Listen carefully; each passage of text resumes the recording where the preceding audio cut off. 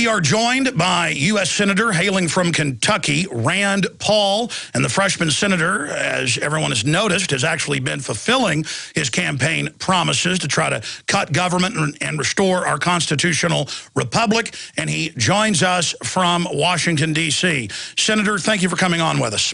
Glad to be with you, Alex. There is so much to talk about, but I noticed that you're trying to point out that Interpol is now operating inside our country with diplomatic immunity. Yeah, I'm kind of concerned about having an international police force in our country with the ability, maybe, to extradite U.S. citizens and send them to another country. Egypt, as you know, over the last couple of months has been holding some American pro-democracy workers in their country, and they were going to try them on trumped-up political charges. And so a couple of months ago, I said, you know what, should we send $2 billion to a country that treats us this way and treats our citizens? So I tried to hold up their foreign aid, and as a consequence, I think partly of what I was doing, they released our American citizens. Then they came home, and then Secretary Clinton went ahead and released their aid. I wrote her a letter and said, you know, she shouldn't do it because these prosecutions were still ongoing right now in absentia. They're prosecuting them without being there. They also made the U.S. taxpayer pay a $5 million ransom for these Americans to come home, promising they would come back to stand trial. But then this week we've learned that Egypt has asked Interpol for international warrants. They have these red-letter warrants that can be used anywhere in the world. And most people say, oh, that could never happen in America. We would never let that happen. But Interpol is doing this in other countries. Saudi Arabia asked Interpol to return a Saudi journalist from Malaysia who had said something about Muhammad that they found offensive, and they were going to accuse him of blasphemy. Interpol picked him up in Malaysia and took him back to Saudi Arabia. He will now face the death penalty for blasphemy. But the scary thing is he's being picked up by Interpol, and the scary thing is what kind of authority does Interpol have in the United States?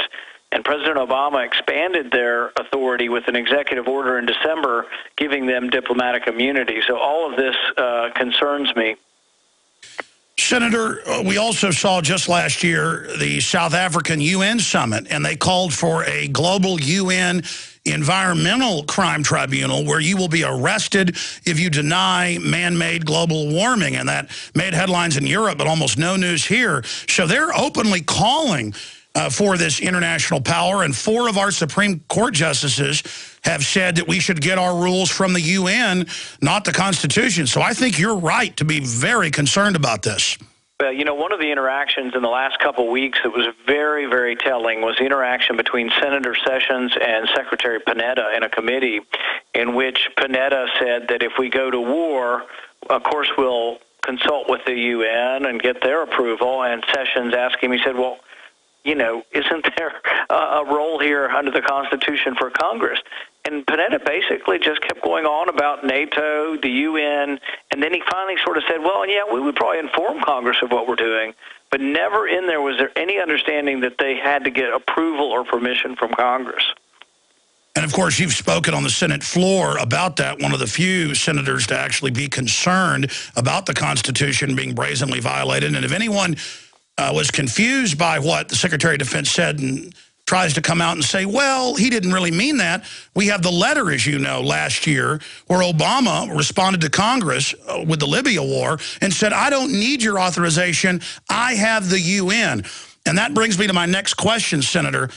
Are you or others going to call for the House to begin impeachment investigations? I know Congressman Jones has introduced legislation that if Obama starts another war without congressional war power authorization, that they will then trigger that. But that's not moving very fast. I mean, this is extremely brazen, like Caesar crossing the Rubicon. If you or your father, who would get a lot more attention than Congressman Jones, were to call for impeachment investigations, at least to begin, hearings on impeachment, then I think that might get the executive to stop saying it follows the orders of the UN, Senator. Well, I think the first step is to stop him in his tracks. We tried very hard on the Libya motion. In fact, what we did on the Libya, when he went to war with Libya, is we introduced his own words. His words in 2007 when he ran for office said that no president should unilaterally go to war without congressional authority, which basically just restates the Constitution. And good for him, that's what he ran on. That was part of his platform. And then he went around and did exactly the opposite when he became president. And this is not the first time a Democrat or a Republican has changed their mind once they became president. They sort of believed in limitations on the presidential power until they actually became the president, and then they believe in unlimited powers. But we will fight him tooth and nail. We fought him. We introduced his own words on the Senate floor and asked people to vote for it. But the disappointing thing was 10 people in the U.S. Senate believe in the Constitution and believe that the Congress should have to declare war before a president goes to war. We got only 10 votes, and they were all Republicans.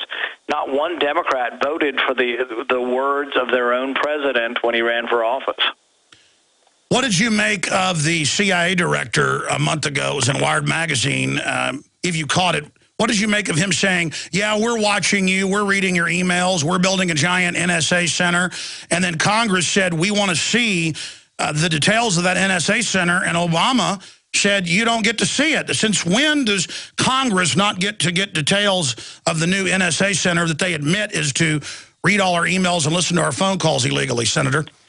Well, I'd say the one good news as far as Big Brother snooping on you is that there is some pushback. You know, the SOPA battle, the battle over, you know, the Internet and whether or not they could shut down different websites indiscriminately based on accusations without a day in court, without, you know, any Fourth Amendment or jury trial protections. You know, we won that battle and won it in a big way.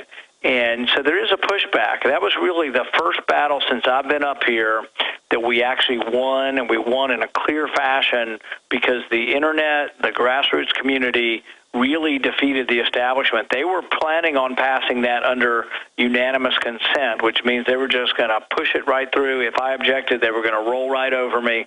And the Internet woke up. People, a lot of people who listen and get their news, you know, from you and from Infowars.com, that the Internet rose up and as a power did stop them in their tracks. We're not winning all the battles, but there's going to be another battle over cybersecurity bills coming up, and we have to worry about the power that's being given to agencies like the NSA to snoop on personal information on the Internet. So we aren't done yet, but I think it was encouraging when we beat the SOPA bill. Well, it's good to know you're there because we've got on the other side Senator Jay Rockefeller's famously saying in committee, we would have been better off never inventing the Internet. I mean, that's a wild statement.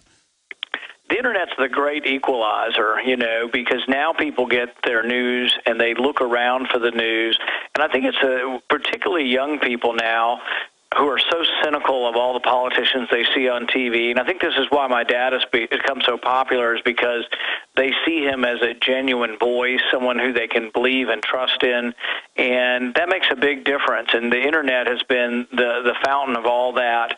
And I think it really is leading to a movement out there that's neither Republican nor Democrat, but really wants a different way.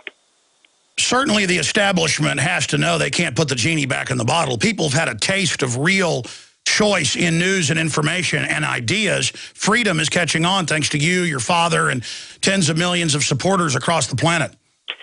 Yep, well, that's one of my father's favorite lines as he's out on the trail is that freedom is popular. Freedom brings people together.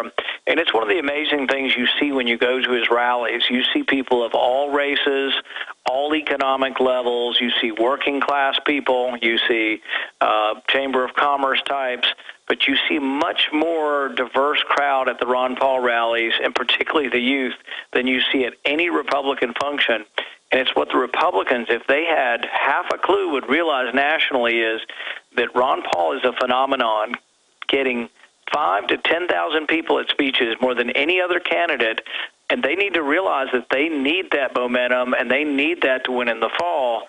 And I'm just hoping that they will do some outreach to him to try to get him to participate in their convention. Speaking of your father, Congressman Ron Paul, who has said that if he doesn't win the presidency, he's going to retire. Texas, of course, is very sad about that, but the idea continues on. And undoubtedly, we're winning the war, even if he doesn't win the battle, in educating hearts and minds about the true constitutional system. But what is at the heart of the delegate battle and the broker convention strategy? Can you tell us if Paul doesn't win the full nomination, what they're going to call for? And can you put to bed these rumors, the latest one yesterday in the Seattle Times? It's all over the news that if Mitt Romney was to get the nomination, that there's discussions of asking you to be vice president.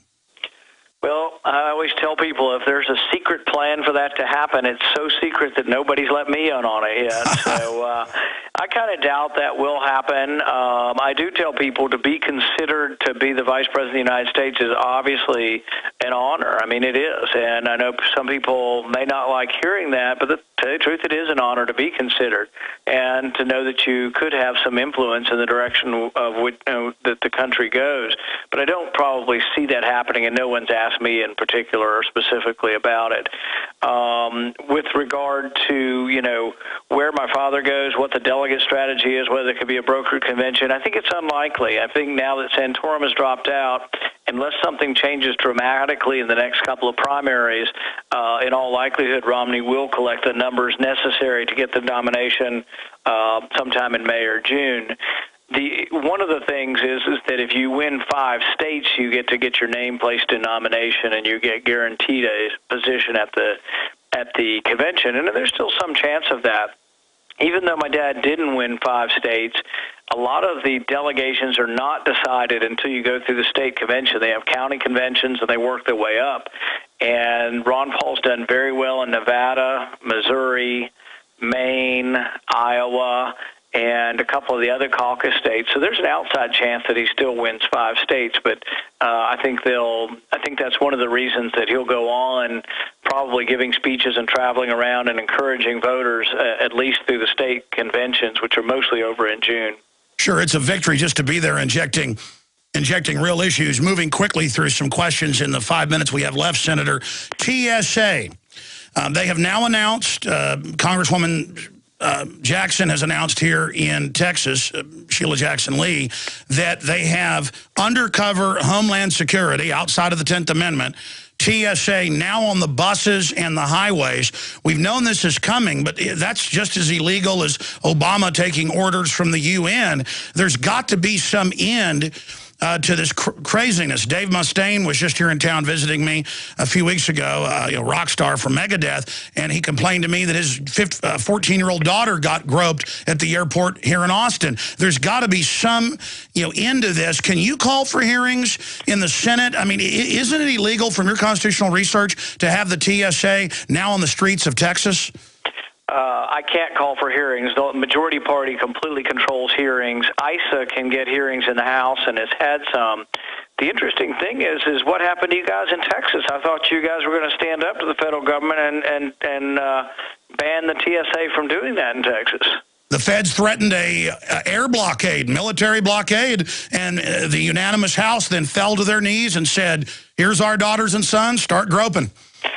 Well, we're going to continue the fight up here, and really becomes more complicated because this ends up becoming not just about personal liberty.